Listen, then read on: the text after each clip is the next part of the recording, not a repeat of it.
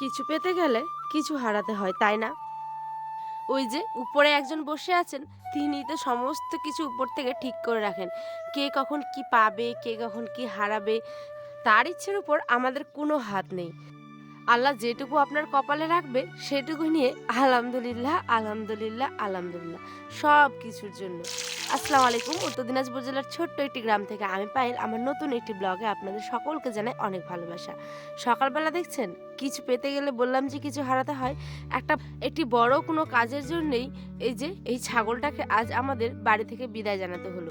মানে বিক্রি করে দিয়েছে হচ্ছে আমার শাশুড়ি মা। অনেক অনেক অনেক মানে পরিস্থিতিতে পড়েই আর কি এটা কাজ করা। অনেকে দেখবেন ছাগল গরু গ্রামের বাড়িতে কিন্তু থেকেই যায়, আর অনেক অনেক অনেক যত্ন করে সেটাকে পুষে পালে মানুষ করে, মানে বড় করে ছোট থেকে। আর ছোট থেকে আস্তে আস্তে বড় হয়ে ওঠে। আর যখন একজন পরিবারের সদস্য হয়ে ওঠে, ঠিক তখনই তাকে বাড়ি ছাড়তে হয়। মানে এই ছাগলটাকে আজ মারা বিক্রি করে দিল। তো কেন বিক্রি করেছে সেটা হয়তো শেষের দিকে শুনে নেবেন।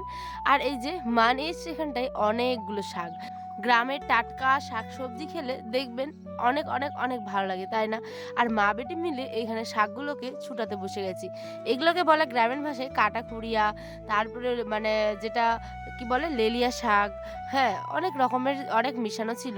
তারপরেই এই যে চামড়াখানা দেখছেন, এই চামড়া দুটো আনতে বলেছিলাম আমি আয়নের আব্বাকে, কিন্তু সে আবার এই সমস্ত কিছু নিবেই না, মানে কিনবেই না এক কথায়। তা আমি আমার বড় শ্বশুরকে বলেছিলাম যে আমাকে এনে দিবেন। জানি না কেন কয়েকদিন ধরে খুব চাইছিল মনটা খাওয়ার জন্য। এটা অনেকে হয়তো অপছন্দ করবেন, কিন্তু বিশ্বাস করুন আমি যেরমভাবে রান্না করি, মানে আলু দিয়ে কষা কষা করে লাল লাল ঝাল ঝাল করে, সত্যি কথা বলতে অনেক অনেক গরম ভাত দিয়ে মজা লাগে। স্নানটা সেরে জাস্ট আসলাম। তো এখন যে চামড়াগুলো রেখেছি, মানে কে পছন্দ করো আমি জানি না, কিন্তু আমার পার্সোনালি খুব ভালো লাগে। তো এটা কোনো লুচি বা পরোটার সাথে যদি আলু দিয়ে করা হয়, ওহো, তাহলে তো দারুণ। তো চলো ওগুলোকে এখন পরিষ্কার করবো। মানে এটা হচ্ছে যার যেরকম রুচি ঠিক তার তেমন ব্যাপার, ঠিক আছে? অনেকে হয়তো খান না, আবার অনেকে পছন্দ করে না।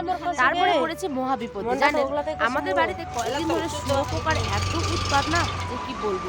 এই জন্য আমরা মা বেটি মিলে, মানে আমার শাশুড়ি মা আমি মিলে গাছগুলো, প্রত্যেকটা গাছ আর তার উপরের অংশগুলো, মানে জানলার উপরে যে ইটা হয় কি বলো ওটাকে, ছাদটা আর কি, জানলার উপরে যেটা করা হয়, সেগুলো তো দেখছিলাম, পেয়ারার গাছে দেখছিলাম, সমস্ত গাছ দেখে হন্যে হয়ে খুঁজেছি অনেকক্ষণ ধরে, কিন্তু শুয়োপোকা না আর মানে দেখতেই পাচ্ছি না। কিন্তু বিশ্বাস করুন এই যে বারান্দা ঘরে আমি 3-4টে শুয়োপোকা বড় বড় মোটা মোটা একদম মেরেছি। সেই থেকে অনেক ভয়ে ভয়ে আছে এই ব্যাপারটা নিয়ে, যে কবে এটাকে দেখতে পাবো আর কবে এটার বিনাশ হবে আর কি। আর এই যে একটা পাকা পেঁপে দেখলাম, তাই তুলে নিলাম, ইত্যাদিতে কাজে লাগবে, তাই না? কিন্তু খাওয়া হয়নি, যেহেতু আজকে দাওয়াত আছে। তো পুরো ভিডিওটা দেখবেন, আশা করি খুব ভালো লাগবে। ধুয়ে এটাকে রেখে দিলাম। আর এই যে দেখছেন একজন আল্লাহর দুধ, আল্লাহ কি গরম পড়েছে সত্যি, তাই ওরাও তো ছটফট করছে, তাই না, খাওয়ার জন্য। তারপরেই এখানে একটা সিঁড়ি, মানে মই নিয়ে চলে আসলাম হচ্ছে গিয়ে দেখার জন্য উঁচুগুলোতে, যে উঁচুতে হয়েছে নাকি কোথাও দেখি। আমি কি আর ওটাতে চড়তে পারি? চড়তে পারবো, কিন্তু ধরতে তো হবে। তারপরে বুদ্ধি আসলো, ও ট্রাইপডটা তো বাড়িতে আছে, তাই না? তাই ফোনটাকে এই যে সেট করে ট্রাইপডের মাধ্যমে দেখলাম যে ওই উপরের অংশগুলোতে হয়েছে কিনা। দেখছিস না, ওইখানেও হয়নি।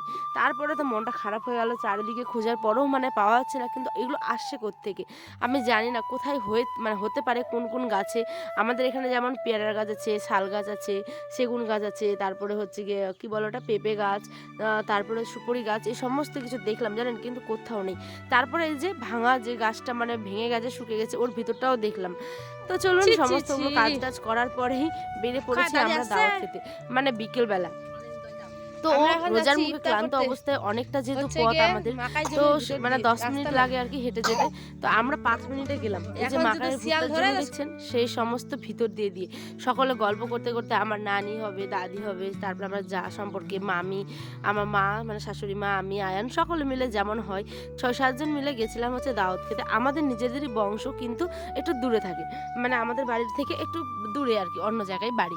তো সেই কারণে দেখছেন আয়ান অলরেডি কান্নাকাটি করছিল, যেহেতু ওই মায়ের কোল থেকে অন্যজনের কোলে গেছে সেই কারণে। তারপরে আবার আমার কোলে চলে এসেছে, তো খুব খুশি। এই যে দেখছেন এটা হবে আমাদের যা সম্পর্কে, মানে গ্রামে। তো চলুন সকলে মিলে তো চটপট করে যাচ্ছি, ইফতারির টাইম অলরেডি হয়ে এসছে।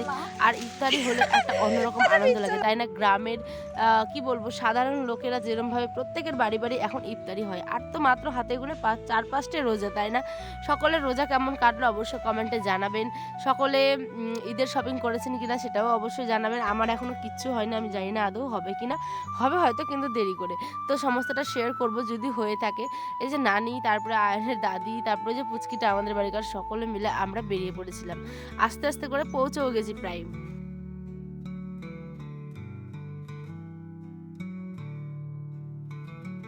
আর ছাগলটা বিক্রি করলো কেন জানেন? মায়ের নাতির হচ্ছে শুভ সুন্নত, সেই কারণেই সেটা তার জন্য উপহার। তো উপহার স্বরূপ মা কিছু দিবে, সেই কারণে তার ছাগলটাকে, মানে তার নিয়তে যেহেতু রেখেছিল, তাই তাকে বিক্রি করে দিল। আর সেই ছাগলটা বিগত কয়েকদিন ধরে বেশ অসুখও পড়েছিল, তাই ভাবছে যদি বাই চান্স কিছু হয়ে যায়, তাই ওকে বিক্রি করে দিল।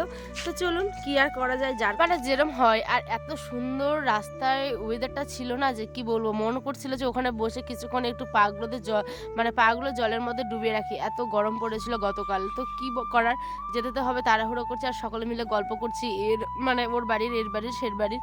তো সেগুলো আর আপনাদের সাথে নাইবা শেয়ার করলাম। আর ওই যে দেখাচ্ছিলাম আমাদের জমিখানা, আর ছোট থেকে বড় প্রত্যেকেই কেমন আনন্দ পাচ্ছে দেখছেন। এই যে ছোটখানা রাস্তার মধ্যে নাচছে, আর আয়ান তো এদিকে বিশাল খুশি।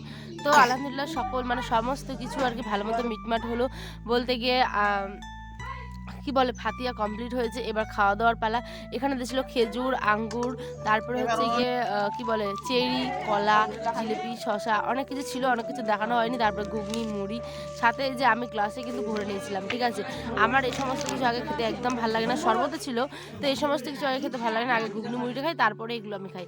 তারপরে ভাত জাল দিচ্ছিল, যেহেতু লোকের পরিমাণ মানে বেশি হয়ে গেছিলো, পরে আবার ভাত জাল দিয়েছে। আয়নের কান্না দিচ্ছেন,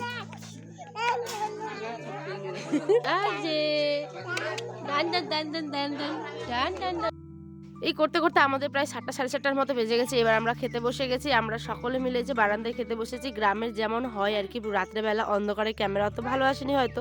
তো এখানে দিয়েছিল শুকনো শুকনো, তো আয়ন অলরেডি ভাত খেতে শুরু করে দিয়েছে, দেখছেন যা হয় ছোট্ট বাচ্চা।